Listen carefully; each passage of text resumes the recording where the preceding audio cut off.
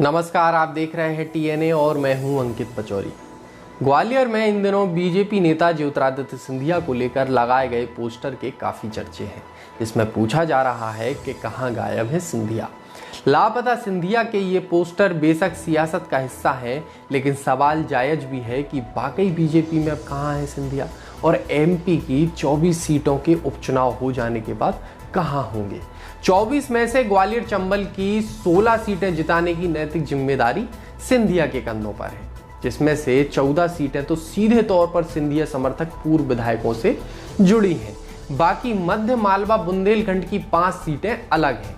चुनाव के पहले चुनौती तो यह है कि इनमें से कितने पूर्व विधायकों को सिंधिया मंत्री पद की शपथ दिलवा पाते हैं, फिर उन्हें चुनाव मैदान तक पहुंचाने की चुनौती अलग है। और उम्मीदवार बनाए गए तो इनमें से 80% को जिताना भी है।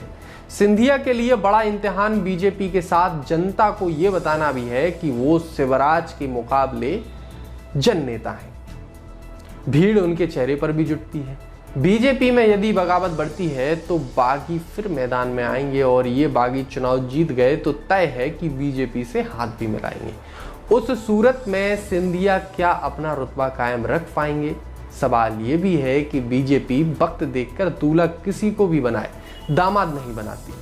चौधरी राकेश सिंह, प्रेमचंद्र गुड्डू, राम लखन सिंह, हरिवल्लभ शुक्ला, फूल सिंह बरैया, बालेंदु शुक्ला, लक्ष्मण सिंह लंबी फेहरिस्त है ऐसे नामों की जो दूल्हा बनकर गए थे और बाराती बनकर कांग्रेस में लौट आए।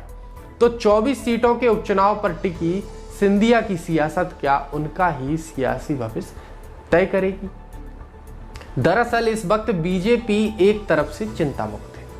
उसे पता है कि उपचुनाव जिताने की उससे ज्यादा चिंता सिंधिया को है। आलम यह है कि बीजेपी जानती है कि यदि सिंधिया बहुमत के आंकड़े के आगे भी निकलवा देते हैं और उसके बाद भी यदि 10 सीटों पर उम्मीदवार हार जाते हैं तो भी सिंधिया वैसे ताकत पर नहीं रह जाएंगे जैसे अभी खुद को वे और उनके समर्थक प्रोजेक्ट कर रहे हैं। यानी बीजेपी के इस वक्त दोनों हाथों में लड्डू है। वो बखूबी ये जानती है कि कांग्रेस छोड़ने के बाद सिंधिया के रास्ते उसी लड़की की तरह बंद हो जाएंगे जो प्रेमी के साथ घर से लड़ झगड़ कर भाग आती है। हाँ, यदि ये चुनाव सिंधिया अपने जलवे से जिता लाते हैं तब जरूर ग्वालियर चंबल की सियासत नई करवट लेगी। तब नरेंद्र सिंह तोमर, प्रभात झा, जयभान सिंह पवैया जैसे नेताओं को भी ना चाहते हुए सिंधिया के लिए बाहें भी फैलानी होगी और उनके निर्णयों के साथ सहमति भी रखना होगी। लेकिन ये अभी दूर की बात है। यदि आप यह वीडियो फेसबुक पर देख रहे हैं तो हमारा फेसबुक पेज लाइक करें। यदि यूट्यूब पर देख रहे हैं तो हमारे चैनल को सब्सक्राइब करें। आपको यह वीडियो कैसा लगा हमें कमेंट के जरिए बता सकते हैं।